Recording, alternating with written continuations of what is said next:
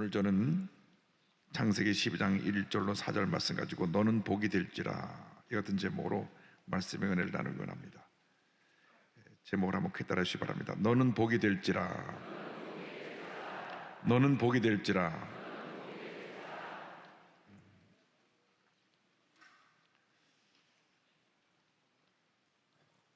한 번뿐인 인생 살아갈 때 정말 우리가 의미 있고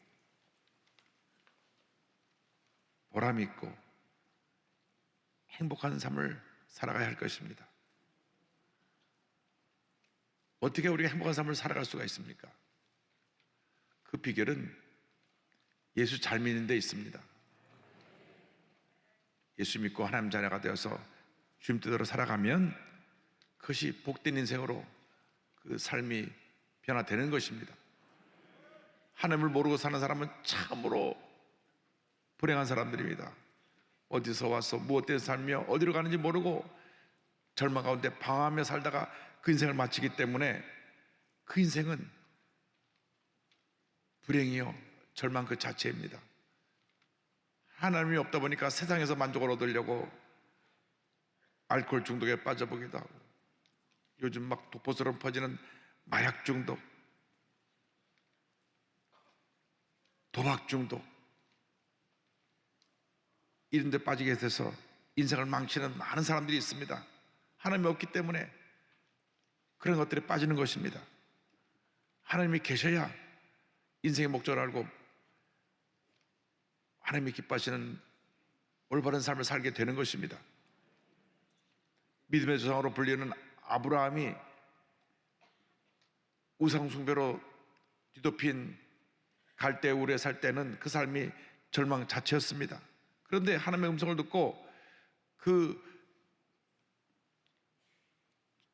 절망의 삶으로 뒤덮였던 갈대우르를 떠나 하나님이 예비하신 곳으로 갈 때 그는 복의 근원이 되었습니다. 그가 복의 근원이 된 것은 하나님의 음성을 듣고 결단했기 때문에 그렇습니다. 우리가 아는 것으로 그치면 안 됩니다. 아는 것을 내 마음에 확신으로 부여잡고 결단할 때 삶의 변화가 다가오게 되는 것입니다. 하나님께서 아브라함에게 말씀하시기를 너는 내 본토 친척 아버지를 떠나라. 그것은 오늘 우리 모두에게 주신 말씀이기도 합니다. 옛사람의 모습을 떠나라고 하는 것입니다. 과거를 떠나라고 하는 것입니다. 창세기 12장 1절에 이와 같이 말씀합니다. 야훼께서 아브라함에게 이르시되 너는 너의 고향과 친척과 아버지의 집을 떠나 내가 내게 보여줄 땅으로 가라. 아브라함이 살던 곳은 우상숭배가 만연한 갈대아 우르였습니다. 이곳은 수메르인인 낫나신, 그러니까 낫나신이라고 하는 것은 달을 섬기는 신인데 저기 보면 초생달이 보이는데 그 달을 섬기는 우상숭배의 중심지가 이곳이었고 창세기 11장에 나오는 바벨탑을 지었던 신할 평제가 있는 곳이기도 합니다. 그래서 여러분 여러 나라 국기를 보면 특별히 이슬람권에 있는 나라에서 이 초생달이 그 국기 속에 들어가 있는데 이게 다 아브라함 때 그 수메르인들의 그들이 섬겼던 우상의 모습을 지금까지도 그대로 갖고 있는 것입니다. 아브라함의 아버지 데라가 이곳에 살면서 우상을 숭배했습니다. 여호수아서 24장 2절 보면 이와 같이 말씀합니다. 여호수아가 모든 백성에게 이르되 이스라엘의 하나님 야훼께서 이같이 말씀하시기를 옛적에 너희 주상들 곧 아브라함의 아버지 나홀의 아버지 데라가 강 저쪽에 거주하며 다른 신들을 섬겼으나 셈의 후손인 데라가 그곳에 살다 보니까 모든 사람이 다 우상을 섬기니 그냥 자연스럽게 우상을 섬기게 된 것입니다. 그런데 그곳에서 자기 아들이 죽었습니다. 아들이 죽고 나니까 충격을 받아 그곳을 떠납니다.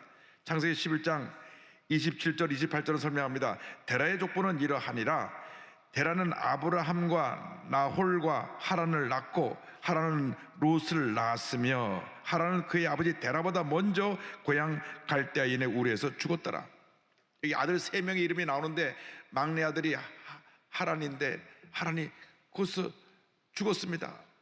롯을 낳아놓고 죽었습니다.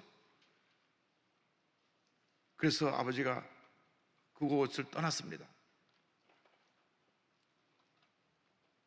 창세기 11장 31절입니다. 데라가 그 아들 아브라함과 하란의 아들인 그의 손자 롯과 그의 며느리인 아브라함의 아내 사라를 데리고 갈대아인의 우르를 떠나 가나안 땅으로 가고자 하더니 하란에 이르러 거기 고려하였으며, 그래서 하란에 와서 잠시 머물렀다가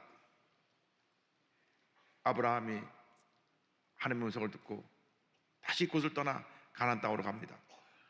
우리가 이 세상 살아가는 동안 하나님의 복받은 인생으로 살아가기 위해서는 잘못된 환경, 잘못된 과거, 잘못된 자리에서 과감히 떠나야 되는 것입니다.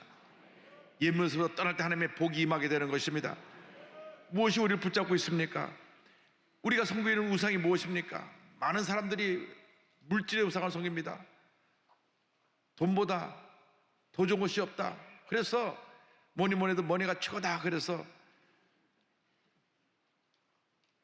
돈을 움켜쥐기 위해서 수단과 방법을 가리지 않습니다. 정당하게 일을 해서 정당하게 돈을 버는 그것은 바람직한 일입니다. 그러나 수단과 방법을 가리지 않고 그냥 막 돈을 모르다 보니까 무리하게 회사를 확장해서 오히려 어려움이 다가오고 회사가 파산하고 많은 사람에게 피해를 입히고 이런 일들이 생겨나는 것입니다. 물질의 우상, 정권이 바뀔 때마다 권력자를 쭉 따라가면 권력의 우상이 있습니다. 권력이라는 것은 지나가는 것입니다. 권불 10년이라 그래서 10년간은 권세가 없다고 그랬습니다. 화무 10여년이라 해서 열을 붉은 것이 없다고 했습니다. 우리나라는 10년이 아니라 5년마다 바뀌기 때문에 많은 사람들이 줄 서게 했다가 다시 권력이 바뀌면 낙동하고 오리알처럼 다 그냥 물러 내려앉고 마는 것입니다. 여러분, 물질을 섬겨서는 안 됩니다. 권력을 섬겨서는 안 됩니다.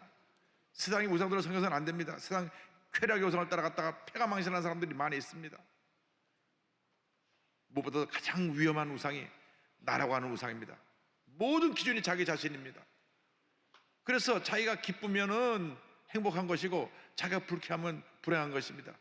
누가 날 칭찬하면 저 사람은 괜찮은 사람이고 누가 날 욕하면 저 사람은 아주 못된 사람입니다. 모든 기준이 자기이기 때문에 우리가 쓴소리를 때때로 들을 줄도 알고 우리가 하나님 앞에서 자기를 돌아보는 그 모습이 필요한데, 날아가는 한 우상에 갇혀가지고 그냥 어여여여 자기만 위해주기를 바라고 사는 사람이 많이 있습니다. 그래서 성숙한 신앙인의 모습은 자기를 바라보고 예수님 앞에서 나는 날마다 죽노라, 난 아무것도 아님을 고백하는 그 모습을 하나님 앞에 보이는 사람들이 바로 성숙한 사람들이요 하나님이 기뻐하시는 모습인 줄로 믿습니다. 그래서 우리는 이 같은 잘못된 나의 모습에서 과감히 떠나야 되는 것입니다. 나 중심으로 살았던 내 과거에서 모습에 떠나야 됩니다. 과거의 상처에서 절망의 자리에서 떠나야 됩니다. 나를 둘러싸고 있는 모든 우상을 다 버리고 떠나야 되는 것입니다. 떠날 때 하나님의 은혜가 임하게 되는 것입니다. 머물러 있는 한 절대로 복을 받을 수 없습니다. 떠나야 됩니다. 여러분이 무엇을 떠나야 되는지 여러분 자신이 압니다. 잘못된 습관에서 떠나야 됩니다. 잘못된 자기 성격에서 떠나야 됩니다. 하루도 10번 이상 화를 내면서 나는 원래 화내는 사람이야 이렇게 살면 안 됩니다. 예수 믿고 달라져야 됩니다. 10번 화내던 사람이 9번 내고 8번 내고 7번 내고 그렇게 변화되어야지. 나는 원래 화를 잘 내니까 그렇게 알고 살아, 이거 아닙니다. 이런 걸 떠나야 되는 것입니다. 잘못된 성격도 떠나고 잘못된 습관도 떠나고 떠나서 우리 주님이 예배해 놓으신 복받은 자리로 나가야 되는 것입니다. 주님 말씀하십니다. 아브라함에게 말씀하셨습니다. 내가 내게 보여줄 땅으로 가라. 할렐루야. 오늘 우리에게 두 번째 주신 말씀은 내게 보여줄 땅으로 가라고 하는 것입니다.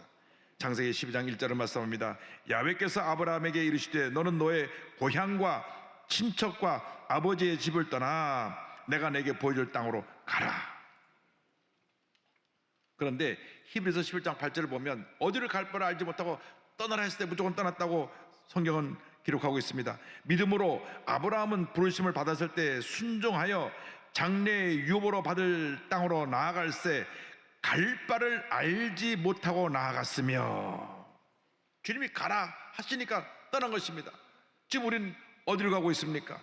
무엇 때문에 살고 있습니까? 여러분 각자의 꿈과 비전이 무엇입니까? 주님께서 내게 주신 꿈을 붙잡고 약속의 말씀을 붙잡고 아브라함처럼 믿음으로 전쟁에 나가시기 바랍니다. 그 꿈을 이루기 위해서 최선의 노력을 다하는 우리 모두가 되어야 합니다. 사업을 하는 사람은 사업을 성공시키기 위해서 최선을 다해야 됩니다. 여러분, 게으른 사람이 사업을 성공하는 법이 없습니다. 열심히 노력하고 또 노력하고 노력해야 그 사업이 번창하게 되고 성공하게 되는 것입니다. 놀면서 수재가 되고 박사가 된 사람이 없습니다. 노는 것 같아도 열심히 공부하고 또 공부하고 또 공부해서 그래서 학위를 따고 그래 자기 분야에서 두각을 나타내고 성공하게 되는 것입니다. 오늘도 찬양대가 은혜로운 찬양하는데 아무나 이렇게 솔로를 하는 게 아닙니다.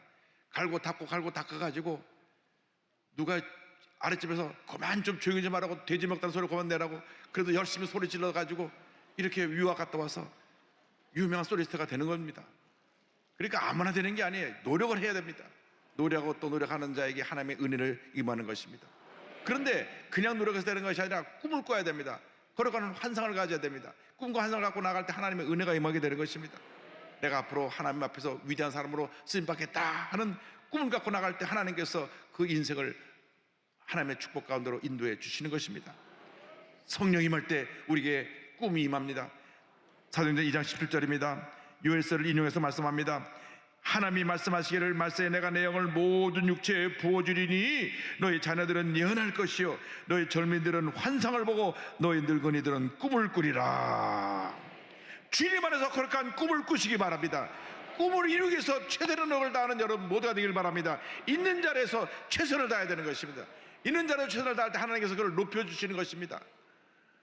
제가 이렇게 뉴스를 보다 보니까 미국의 명문대학인 콜롬비아 대학을 나와가지고 그가 파이낸스 이 경제학을 전문해서 유명한 그 금융회사에 들어갔는데 자기 꿈이 그 유명한 월스트리트 가에서 금융회사에서 돈을 버는 게 자기 꿈이 아니라는 걸 깨닫게 됐어요. 어느 날 자기에게 준 꿈이 음식 만드는 것이라는 걸 알게 됐습니다. 그래서 그 고액 연봉자를 내려놓고 1년에 몇십만 반자 내려놓고 나는 음식을 배워야 되겠다. 그래서 식당에 보조원으로 들어가서 그릇 닦는 일부터 시작합니다. 아니 명문대학을 나가고 가서 그릇 닦으니까 사람들이 수근수근합니다. 아니 저 사람은 왜 저렇게 저런 일 하나. 그러나 그가 그렇게 노력해서 유명한 그 요리사라고 알려지게 되었고 뉴욕 전체에 소문난 요리사로 이름이 꼽히게 된 것입니다. 여러분 자기의 주어진 꿈이 무엇인지를 여러분 스스로 알아야 됩니다. 여러분이 주신 탤런트가 있습니다. 여러분이 주신 각자의 재능을 따라서 최선 노력을 다할 때 하나님께서 여러분을 위대한 하나님의 사람으로 세워주시는 것입니다. 우리는 잊어서는 안 됩니다. 복 받은 사람이기 때문에 우리가 하는 모든 일이 하나님의 은혜와 축복이 임하는 그러한 일로 그러한 삶으로 바뀌게 될 것입니다. 주님 말씀하십니다. 너는 복이 될지라. 하나님께서 아브라함에게 말씀하셨습니다. 너는 복이 될지라. 창세기 12장 2절입니다. 내가 너로 큰 민족을 이루고 내게 복을 주어 내 이름을 창대하게 하리니 너는 복이 될지라. 한번 따라하세요. 너는 복이 될지라. 너는 복이 될지라. 하나님께서 말씀하십니다. 여기 네 가지 축복이 나옵니다. 너로 큰 민족을 이루게 하겠다. 내게 복을 주겠다. 내 이름을 창대케 하겠다. 너는 복이 되리라. 할렐루야. 하나님께서 그를 복으로 만들어주기 때문에 아브라함을 축복하는 자에게 하나님께서 축복하시고 아브라함을 저주하는 자에게 저주하신다고 말씀했습니다. 우리가 복덩어리가 되기 때문에 우리를 축복하는 사람들은 복을 받을 것이고 우리를 저주하고 우리를 비난하는 사람들은 오히려 심판을 받을 것입니다. 창세기 12장 3절입니다. 너를 축복하는 자에게는 내가 복을 내리고 너를 저주하는 자에게는 내가 저주하리니 땅의 모든 족속에 너로 말미암아 복을 얻을 것이라 하신지라. 할렐루야. 우리는 복덩어리가 된 것입니다. 예수를 믿을 때 이미 복덩어리가 되었습니다. 여러분이 그를 알고 있든지 모르고 있든지 깨닫지 못하든지 그 중요한 것이 아닙니다. 주님 말씀하셨습니다. 너는 복이 될지라.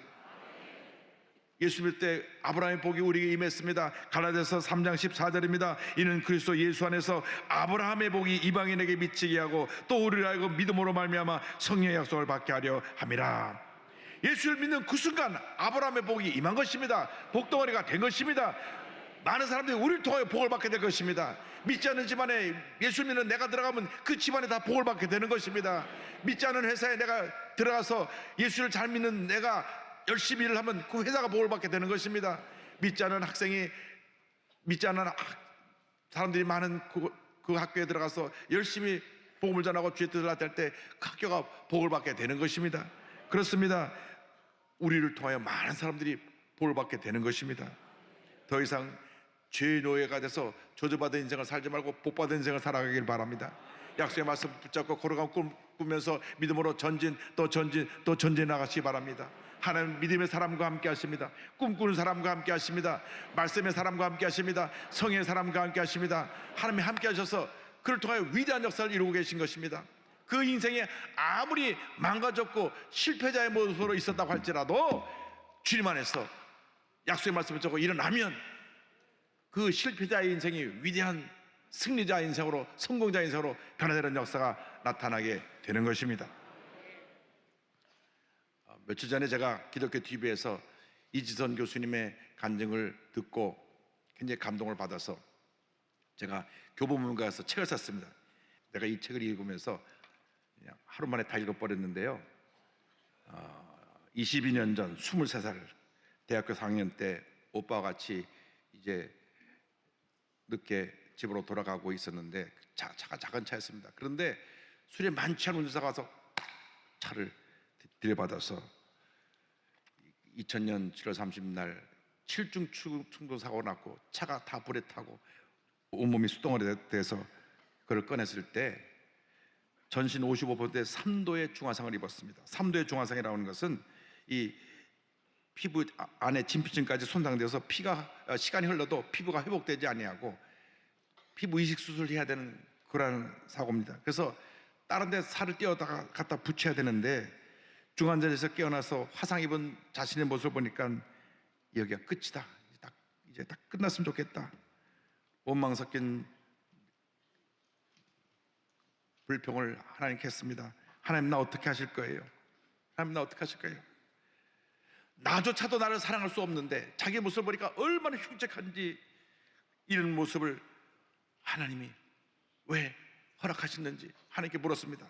그런데 하나님께서 그럼에도 불구하고 너를 변함없이 사랑하신다고 말씀하셨습니다. 하나님께서 약속의 말씀을 해주셨습니다. 사랑하는 딸아 여기가 끝이 아니다. 너를 세상 가운데 반드시 세울 것이고 너를 병들고 약하고 희망이 없는 사람들에게 너가 희망의 메시지가 되게 할 것이다. 그 이후로 10,000번이 넘는 고통스러운 수술을 받습니다. 그 다음에 수술을 지금까지 하고 있으니까 더 이상 숫자를 세지 않았다고 합니다. 그런데 피부를 떼어내서 이쪽에다가 다시 또 붙이는 수술이 떼어낸 것도 아프고 여기서 다시 붙으니까 여기 또 떼어내서 붙으니까 얼마나 아프고 힘든지 몸도 아프고 마음도 아프고 너무 힘들었습니다. 그런데 더 고통스러운 것은 사람들이 자기를 보면 쑥쑥거립니다. 저 사람 교통사고 당해서 저렇게 피해자가 됐대. 근데 이분이 은혜 받고 나서요 나는 더 이상 피해자로 살지 않겠다. 교통사고 당했다는 말을 나한테 하지 마라.